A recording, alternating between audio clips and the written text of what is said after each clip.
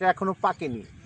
এই ধান আমাদের খাবারের জন্য কতটা শরীরকে উপকৃত করে। নাই কোনো সার, একেবারে অরিজিনাল দেশীয় পণ্যভাবে এই দেশে ধানের রপ্তানি হচ্ছে বিধায় বাইরে থেকে আমাদেরকে কিনতে হয় না। ভিউয়ার্স, এত সুন্দর ধান।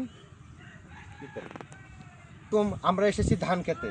ধান এক পাশে পাকা, এক পাশে কাঁচা।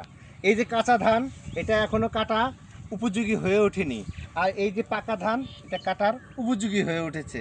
শস্য একেবারেই সৌন্দর্যময় জিনিস। এটার যখন আমরা একবারে নিকটে চলে আসি, তখন আমাদের একবারে প্রাণটা ভরে যায়। ভিউয়ার্স, আমরা আসলে দেশীয় পণ্য, দেশীয় ধান, দেশীয় সবজি, এগুলো যদি আমরা বাংলাদেশে রোপণ করে নিজেরাই মানে যে এই বানাতে পারি, আমাদের দেশে বাইরের রাষ্ট্রের থেকে কখনোই